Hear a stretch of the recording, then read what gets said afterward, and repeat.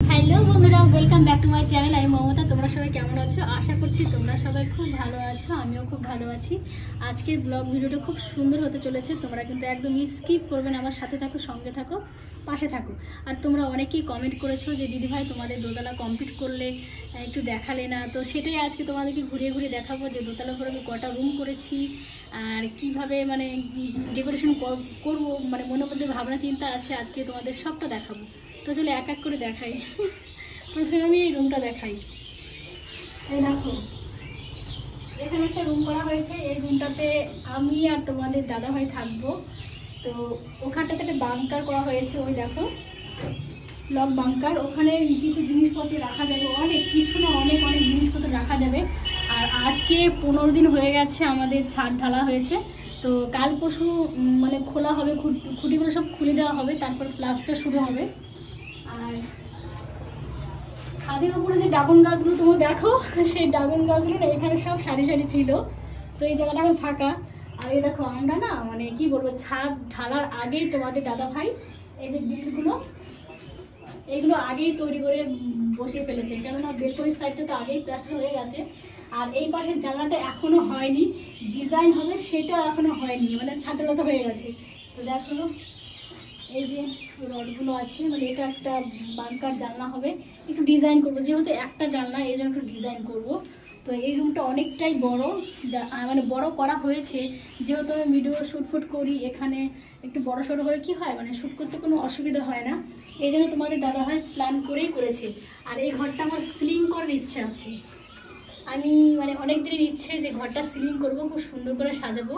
তো জানি না সাজাতে এই পর্যন্ত করেছি, আগামী দিনগুলোতে আমি কি করে মানে সাজাবো বা সাজাতে পারবো কি না সেটাও ঠিক জানি না, কিন্তু ইচ্ছে আছে। তো চলো ওই পাশে রুমটা দেখাই। আর হ্যাঁ, তোমাদেরকে বলি, এই যে এখান দিয়ে যে প্লাস্টার হয়ে গেছে, এটা হচ্ছে বেলকনির গলি আর কি। তো এটা পরে দেখাচ্ছি, আগে ওই পাশে রুমটা দেখাই আসো। এই যে হচ্ছে এটা একদম ছোট রুম, মানে এই রুমটাতে মানে আমার শাশুড়ি, আমার শ্বশুর, তারপর আমার 2 মেয়ে থাকবে। তো এই যে ওই রুমটার থেকে এই রুমটা অনেকটাই ছোট। এই পাশে জানালাটা করা হয়ে গেছে, ওই দেখো, কাছে আসো দেখাচ্ছি। এই দেখো সেম জানালা। তো জানালার ডিজাইনটা কিন্তু আমি পছন্দ করেছি। ভজা মামা বলে জানলার ডিজাইনটা ভালো হয়নি, তা তোমরা একটু ভালো করে দেখো আর তোমরা কমেন্ট করে বলবে যে ডিজাইনটা কি ভালো হয়েছে না খারাপ হয়েছে। আমাকে ভজা মামা তো বলে মনটা মানে খারাপ করে দিয়েছে। তো অনেক স্বপ্ন, মানে কি বলবো, এই দোতলা ঘর নিয়ে আমি অনেক স্বপ্ন দেখেছি। সেই স্বপ্নটা যে এত তাড়াতাড়ি মানে হয়ে যাবে সেটা কিন্তু আমি কখনোই ভাবিনি। আর এই যে এই রুমটা কিন্তু আমি এখানে একটা ডিজাইন করতে চেয়েছিলাম, মানে এরকম গোল করে ব্যাকগ্রাউন্ড করতে চেয়েছিলাম, সেটা হয়নি। মিস্ত্রিরা বলেছে পরে করবে। তো এখানে আমার ইচ্ছা আছে যে একটা ঠাকুর ঘর করব। তো তোমাদের দাদাভাই বলছিল যে সাইডে তো টয়লেট, পায়খানা, বাথরুম সব আছে, তো এই জন্য আর কি। চলো বাকিটা দেখাই।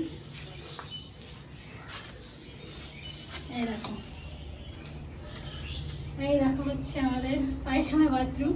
তো এই ভেতরটা কিন্তু প্লাস্টার হয়ে গেছে, ভেতরটা প্লাস্টার হয়ে গেছে। এখানে সব মানে মোটামুটি কমপ্লিট আর কি, ওপরটা।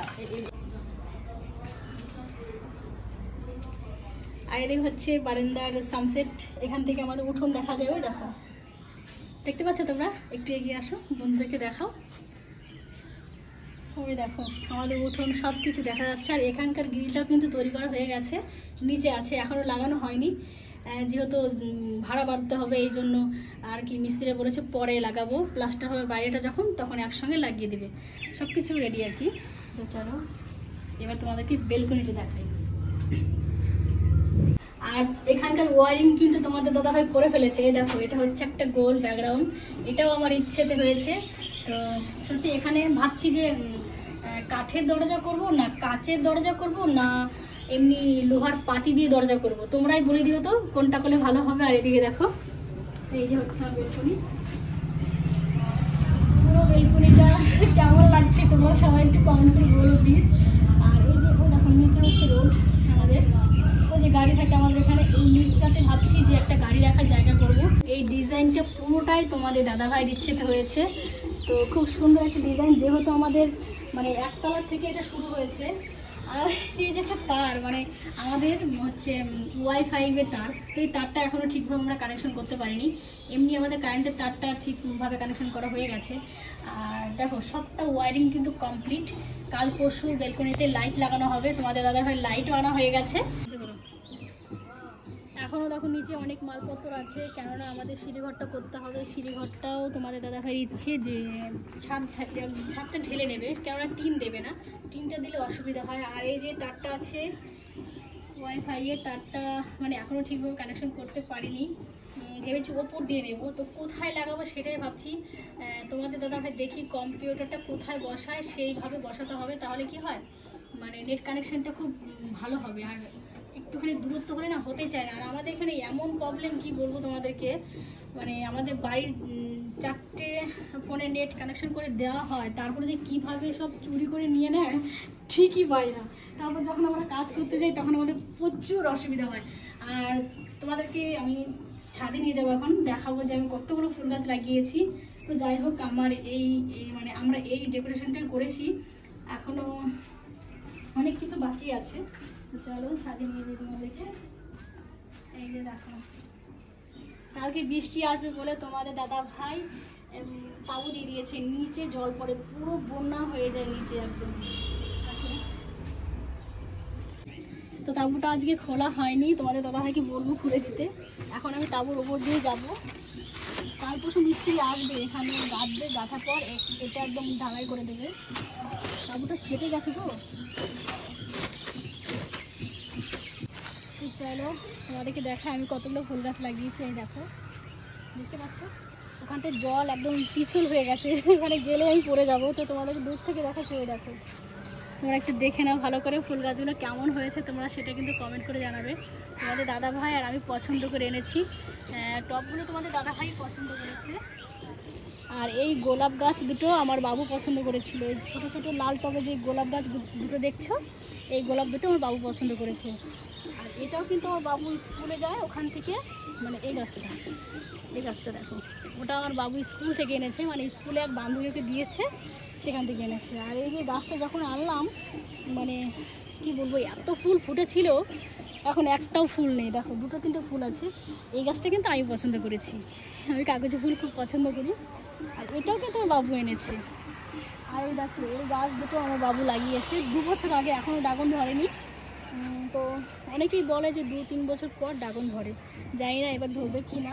আমার শ্বশুরমশাই আবার এই দেখো, এটাকে কী বলে জানো, টায়ার বেঁধে দিয়েছে, বলে যে টায়ার বেঁধে দিলে খুব ভালো হয়, এই পাশ দিয়ে ছোটো ছোটো পড়বে, দেখতেও ভালো লাগবে। তো যাই হোক, তোমরা দেখলে ছাদটা সেরকম বড় হয়নি, কেন জানো, এই যে এই ডিজাইনটা করা হয়েছে, তো এর উপর আর বাড়ানো হয়নি। মিস্ত্রিরা বলে যে অত লোড দেওয়া ভালো না, এইভাবেই করো ভালো হবে। আর নামার সিস্টেমটাও করেছে, ওখানে একটা পটি করে দিয়েছি।